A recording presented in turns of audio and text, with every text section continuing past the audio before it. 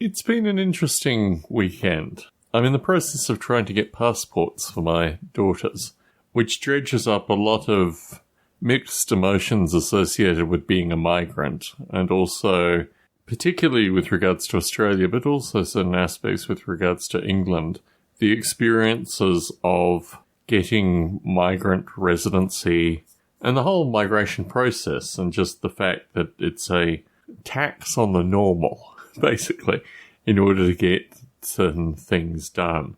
And the general fear and hatred of migrants, which is embodied in this, it's not really legislation, but in the process associated with doing various things, always reminds me that this is my ancestors' burden as well as my particular burden, and I'm very thankful that I'm not doing this leading up to the Second World War or any other related nonsense, but it is a process nonetheless that has some relatively heavy reflection.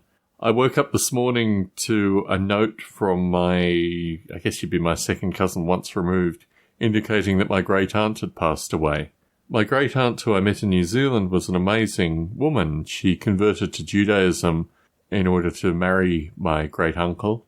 And my great uncle is a particular character, and my great aunt has had to become, I guess, a particular character, or had to become a particular character based on the nature of my great uncle.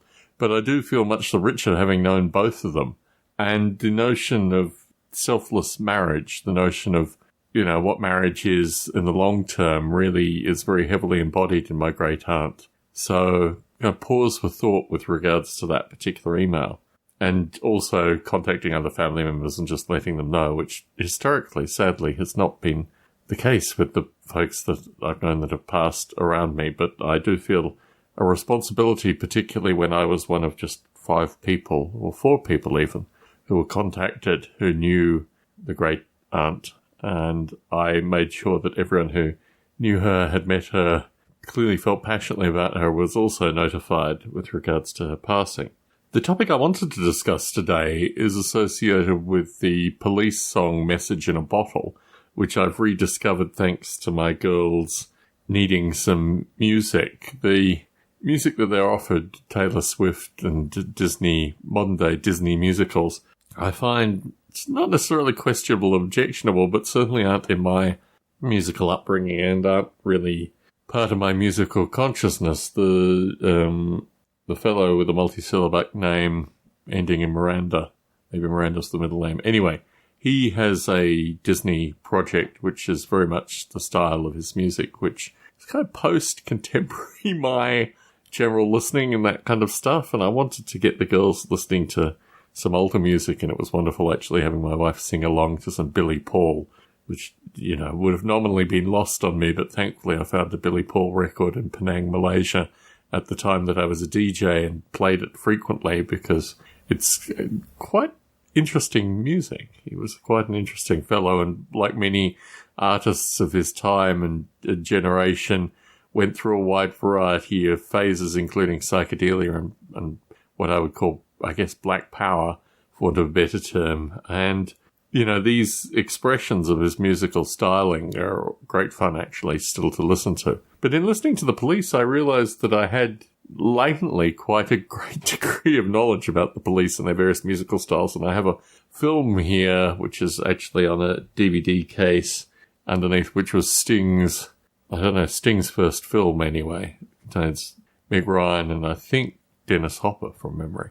Anyway, so yes, I'm even going back and looking at old Sting movies, which are very, very difficult to watch, thanks to listening to the Police currently.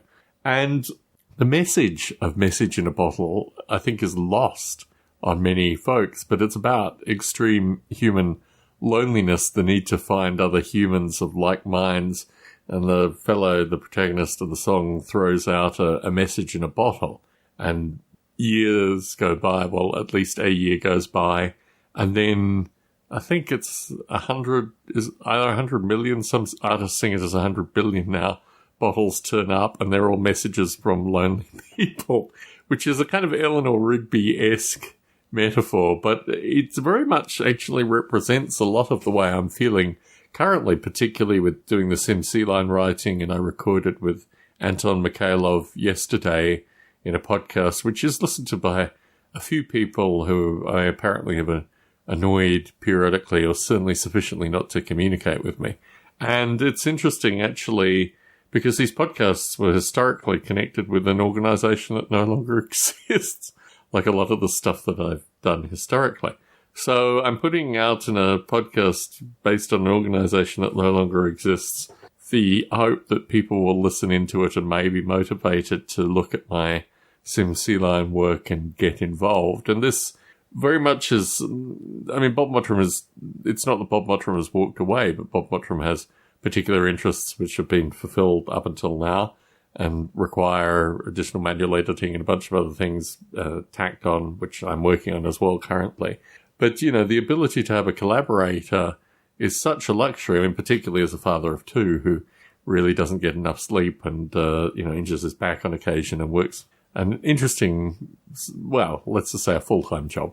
So the ability to have a collaborator who's excited by the project and interested in the various issues in the project is of great benefit. So I've broken apart certain aspects of the simulation component, one of which is a combination of two simulations called Urban War. It's an urban simulation and a war simulation, which you'd think would be relatively topical currently. In any case, it was putting together a website to give examples of why people should be involved with that, and at the same time being involved with it myself. So still continuing the development in my usual, I don't know how one would put it, 2 hours when available kind of development style, which is very much the emphasis of it. So I reflect on the Sting song as really being the nature of my life currently, that I'm doing all these things with the hope that this bottle that is cast out, be it, a podcast or some documentation or anyone just kind of stumbling upon it, will have some interest and continue getting contact, or at least use the development in their own particular ways and see what comes out of it. And I think this is the interesting nature of my life currently, that I just feel particularly now, I mean, thankfully, even without an alleged comedian who allegedly has COVID currently, there would be difficulty just using contemporary search engines, just Google, as a means of getting information. I mean, having a Wikipedia presence was beneficial, and I'm very thankful to the people that did it initially. But now it's just almost impossible to find information associated with people doing this kind of work, and I feel almost like reaching out to academics currently who at least paid to do this kind of work to see if they, well, firstly have an interest, and secondly, historically when I've done this, it's never been the case. So I'm just in a strange situation where I'm continuing to throw out these messages in bottles and periodically noting that 100 million or 100 billion have washed ashore. In similar light, this is just the nature of contemporary life, that I'm not in any way alone in my need for other people to get involved with my particular projects. So this is the irony that's catching me currently. And in parallel to this, the amazing vibrancy of now 1-year-olds and their own particular humor and proclivities and loves, and just having children care about you in some very manifest way, but still being an age where, they're not actively coding on keyboards. And it's interesting actually talking to my wife, because she very much has the view that our daughters, and I do honestly too, that our daughters should find their own paths. There should be nothing here that is of particular interest to them. And I reflect on this because my friend in the UK, Rochi Rochford, his daughter is having a birthday soon. Maybe it has already passed by the time of this podcast recording. And her interests include going to a escape room, going to Pizza Hut, and also going to a local games workshop. So I guess she can buy miniatures and these kind of things, which would be more for My Rules Are Better recording. But I do reflect on how these people get their children interested. It's also a theme in Model Rail Radio as well, funnily enough. But yes, I don't know if my children would lead a full life if they continue my interests on. But they would lead an interesting life, at least. I can say that.